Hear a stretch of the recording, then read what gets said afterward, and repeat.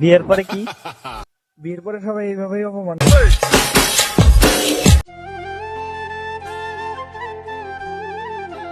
ফেসবুকের অবস্থা খুব খারাপ। Hey guys, this is Subrata and welcome to fresh a new blog. তো আজকে বিকালে অনেকদিন পর বন্ধুর সাথে একটু হাঁটতে বেরোয়েছি নদীর পাড়ে। সরিষা ক্ষেতের এদিকে আসছি। ওই হচ্ছে কয়েকটা ছবি টবি তুলতে চাইলো, দেখি এদিকে ছবি টবি তুলি। সরিষা ক্ষেত অলরেডি আমাদের ওইদিকে এখনো সরিষা বড় হয় নাই, তো এইদিকে দেখতে পাইতেছি যে সরিষা ভালোই বড় হয়েছে। এদিকে কয়েকটা ছবি টবি তুলি। আর এই যে পদ্মা নদীর পাড়ে আমরা চলে আসছি। এই জায়গাটা অনেকদিন পর আসছে হাঁটতে। সব মিলে এই বিকাল টাইমে শীতের মধ্যে বন্ধুর সাথে হাঁটতে বেরোনো, এটা ভালো লাগার একটা ব্যাপার। আর অনেকদিন পর যেহেতু বেরোইছি, আর ওই তো বাড়ি থেকে ধরতে গেলে বেরোই না বিয়ে শাদী করার পরে। তোমার বিয়ের পরে এই দুপুরই বাড়ে। বিয়ের পরে কি? বিয়ের পরে সবাই এইভাবেই অপমান করে। নিজেদের নাই তো, না থাকলে বুঝবে কিভাবে। আমাকে রে ভাই উপরে ফিক্স করা, ঠিক আছে। এই যে রবিউলের বিয়ে পড়াই দিছি, এখন আর খোঁজই পাওয়া যায় না, এখন আর মেসেজও দেয় না। ভালো ভালো। ঠিক আছে, তোমারও বিয়েটা পড়াই দিই, বিয়েটা হোক, তখন দেখা যাবে না তোমারও খোঁজ নাই। আমরা হচ্ছে কয়লার খড়ি, ওই হীরা, কয়লার খনির ভিতরে হীরা পাওয়া যায় খুব দেরিতে। ঠিক আছে, তো আমাদের সিস্টেমটাও এমন। তবে যাই হোক, এখন দেরিকে তো একটা ছবি টবি তুলি, নদীর পাড়ে কিছুক্ষণ আড্ডা মাড্ডা দিয়ে তারপরে হচ্ছে বাড়ির দিকে যাব। তো সব মিলিয়ে আমার কাছে এই জায়গাটা খুবই সুন্দর লাগতেছে। তোমাদের কাছে কেমন লাগতেছে কমেন্টে জানিও। শীতের এই সময়টা হিমেল একটা বাতাস বয়ে যাইতেছে, আর সূর্য ঠিক ডুবে যাওয়ার আগ মুহূর্ত প্রায়। ভালো ছবি কি দাঁড় দেখ, ভালো হয়েছে।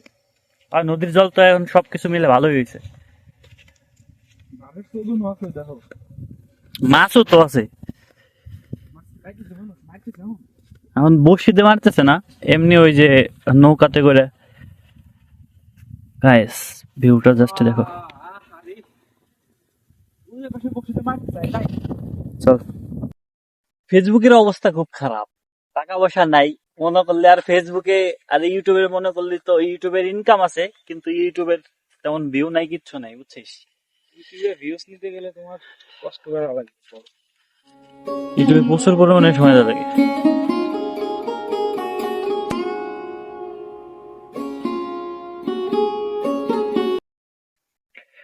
এই জায়গাটা মোটামুটি আমার কাছে ভালোই লাগে, সো অনেকদিন পর এই জায়গাটা আসা।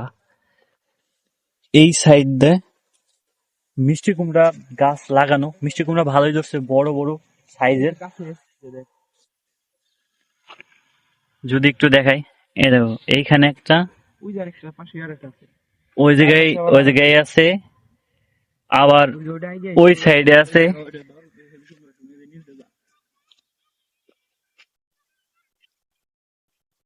যাই হোক, এখানে মিষ্টি কুমড়া ভালো ধরছে এখানে। আর মিষ্টি কুমড়ার যে চেহারা আর গ্রোথ সব মিলে ভালোই লাগছে। পদ্মার পারে এরকম সুন্দর একটা দৃশ্য, আর বন্ধুর সাথে হাঁটতে হাঁটতে আড্ডা দেওয়ার মজাটা হয়তো অন্যরকম। এটা আগের মতন আড্ডা দেওয়া হয় না, কারণ সবাই যার যার মতন হয়তো বা ব্যস্ত। যদিও ও বিয়ে করার পরে ও একটু বেশি ব্যস্ত, আর আমি হচ্ছে ব্যস্ত থাকলে দেখা গেছে নাই অনলাইনে কোনো কিছু করতেছি, ভিডিও এডিট টিডিট যা কিছু করতেছি, সেটা ইউটিউব হোক ফেসবুকে কম সময় দেওয়া হয়, কিন্তু ইউটিউবে একটু বেশি সময় দিই, কিন্তু তারপরে ইউটিউবের অবস্থা খুবই খারাপ।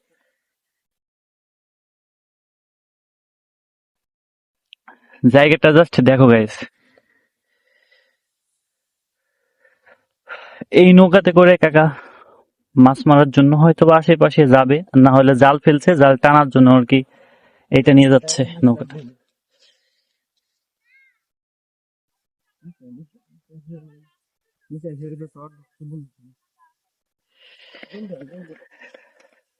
ও কাকা হচ্ছে জল সেচতেছে নৌকা থেকে, মানে জলটা কমাচ্ছে, হয়তো বা স্টার্ট দিয়ে এইটুকুর মধ্যে হয়তো বা যাইতে পারে মাছ ধরার জন্য।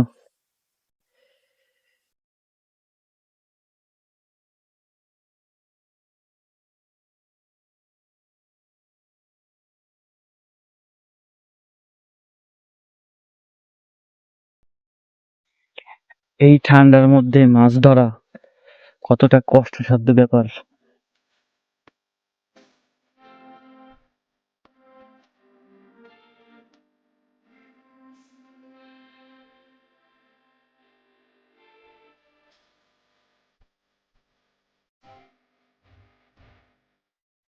তোর যদি এই নৌকাতে করে মাছ ধরার জন্য দেওয়া হয় তুই কি করবি এই ঠান্ডার ভিতর? আরে ভাই, শখ নাই? এই ঠান্ডার মধ্যে এরা যে মাছ মারে, আর এই মাছ আমরা আমাদের মতন আরো সবাই কিন্তু বাজার থেকে কিনে খায় শুধুমাত্র এর জন্য এদের অবদান বেশি। কিন্তু তারপরেও আমরা এদেরকে মানে যথেষ্ট পরিমাণে সম্মান করি না বললেই চলে। তো যাই হোক, সব মিলে আমার কাছে আমার নদীর মাছের দাম অনেক রে। এই এই এই ভিউটা জাস্ট দেখো গাইস।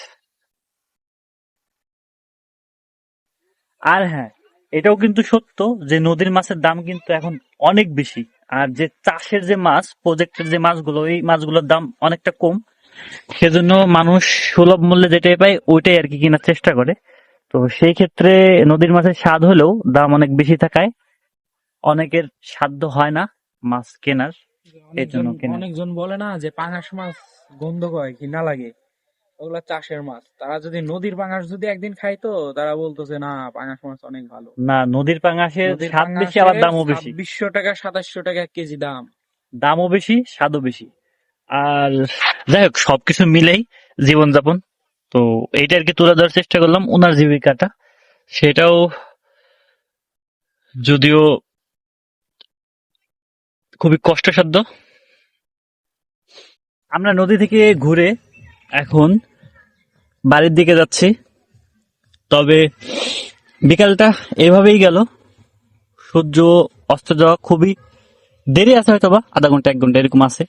কিন্তু সব মিলে বিকালটা ভালোই কাটলো আর কি, ঘোরাফেরা করে। পোলাপানে এইখানে বাগানে দিকে ক্রিকেট খেলতেছে। কতদিন যে ক্রিকেট খেলে না বলার মতো না। এমন একটা সময় ছিল যখন সকালে খাওয়া দাওয়া করে ক্রিকেট খেলতে যাইতাম, দুপুরে স্নান করার আগ পর্যন্ত, আবার খাওয়া দাওয়া করে সন্ধ্যা লাগা পর্যন্ত ক্রিকেটই খেলতাম। এখন ওই দিনগুলো নাই। আমাদের এই মাঠে যে রাব্বি কাকারা ক্রিকেট খেলতো, এই যে খেলছি, আবার ওই জায়গাও খেলছি ক্রিকেট, কিন্তু এখন ওই সময়গুলো হারাই গেছে। এখন সবাই যার যার কাজে ব্যস্ত, এইভাবেই জীবনযাপন চলতেছে। যাই হোক, দেখা হচ্ছে পরবর্তীতে।